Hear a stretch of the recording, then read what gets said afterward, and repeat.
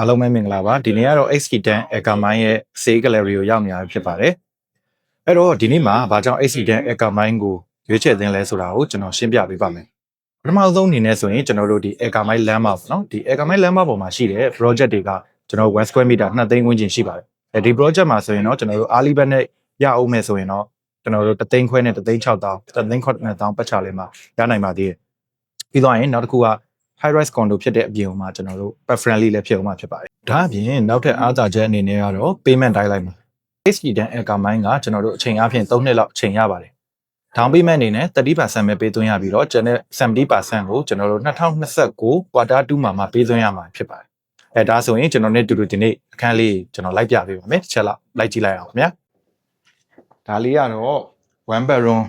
30 square meter loft type လေးပဲဖြစ်ပါတယ်ဒီ project မှာဆိုရင် loft type လေးတွေကလည်းနာမည်ကြီးပါတယ်ဒီအောက်မှာဆိုရင်တော့ကျွန်တော်တို့ဧကန်နဲ့ထမင်းစားခန်းရှိမှာဖြစ်ပြီးတော့ပေါ်တက်မှာဆိုရင်တော့အိတ်ခန်းလေးရှိမှာပဲဖြစ်ပါတယ်ကျွန်တော်နဲ့တူတစ်ချက်လောက်တက်ကြည့်လိုက်ရအောင်ဗျာ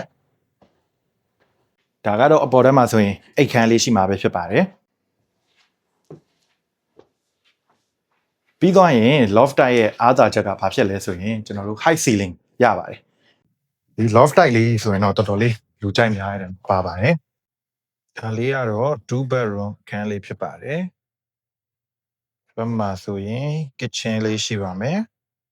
ပြီးသွားပြီဆိုရင်ဒီဘက်မှာရေချိုးခန်းအိမ်သားနဲ့ bedroom တစ်ခန်းရှိပါမယ်ပြီးသွားရင်ဒီဘက်မှာ balcony လေးရှိပါမယ်ပြီးသွားရင်ဒီဘက်မှာ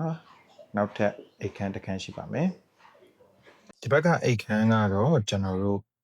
ရေချိုးခန်းအိမ်သားကနှစ်ဖက်လုံးသုံးလို့ရပါတယ် check and change ပုံစံနဲ့သုံးလို့ရပါတယ်ခင်ဗျာ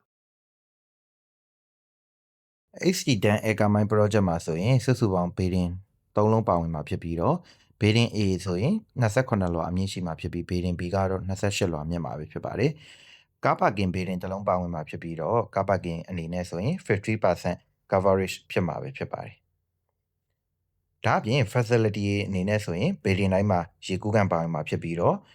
24 hour security 24 hour CCTV service တွေနဲ့ shuttle bus service တွေဒါအပြင် EV charging လို့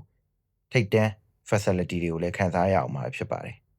အဲ့တော့ XT10 Akamine ကိုဘာကြောင့်ရွေးချယ်တင်တာလဲကျွန်တော်ပထမဆုံးအနေနဲ့ဆိုရင် XT10 Akamine ရဲ့ location ကအရန်ကိုချက်ချကြပါတယ်ကျွန်တော်စုခုပစ်ကိုသွားမယ်ဆိုလဲကျွန်တော်နီးလေးသွားလို့ရတယ်ဒါမှမဟုတ်ဘူးကျွန်တော် Rama 9 area ဘက်ကိုသွားခြင်းနဲ့ဆိုလဲလွယ်လင်းတကူသွားလို့ရတယ်ပေါ့နော်ပြီးသွားရင်နီးနားပတ်ဝန်းကျင်မှာ international school တွေစေးရုံစေးကန်တွေဒါတွေကလည်းအနားမှာအများကြီးရှိပါအဲ့ပြင်နောက်တဲ့အားသာချက်ကတော့ကျွန်တော်တို့ဈေးနှုန်းနဲ့ payment timeline ပဲဖြစ်ပါတယ် payment timeline အနေနဲ့ဆိုရင်ကျွန်တော်တို့အချိန်ကစုပေါင်း3နှစ်လောက်အချိန်ရတယ်အဲ့တော့ပတ်စံကိုလုံးကနေမပေးခြင်းဘူး30% လောက်ပဲပေးထားခြင်းနဲ့ကျန်တဲ့ပတ်စံကိုကျွန်တော်3နှစ်လောက်မှပေးခြင်းနဲ့ဆိုမိတ်ဆွေတွေအတွက်ဆိုအများကြီးတင့်တော်ပါတယ်အဲ့တော့ကိုယ့်အနေနဲ့ဒီလိုမျိုး Akamine area လောက်မှလိုချင်တယ်ပြီးတော့ဈေးနှုန်းကိုလည်းကျွန်တော်လုံးကနေမပေးခြင်းဆိုတော့ဒီ project ကရွေးချယ်ထားခြင်းပါတယ်နောက်ထပ်ကျွန်တော်အကြံပေးချင်တာကတော့ဒီလို project မျိုးကိုလိုချင်တယ်ဆိုတော့ကျွန်တော် Alibaba promotion တွေရနေတဲ့အချိန် Alibaba ဈေးနဲ့ရနေတဲ့အချိန်မှာအရာယူသင့်ပါတယ်မဟုတ်ဘူးဆိုရင်ကျွန်တော်တို့ချိန်ကြာလာတဲ့မြတ်ဒီ project တွေကဈေးတက်သွားဖို့အလားအလာရှိပါတယ်အဲ့တော့ဒီလိုမျိုးအခွင့်အရေးကောင်းတွေဈေးနှုန်းကောင်းတွေကိုလက်မလွတ်ရအောင်အခုပဲ Alliance Thailand ကိုဆက်သွယ်ပြီးတော့စုံစမ်းနိုင်ပါပြီခင်ဗျာ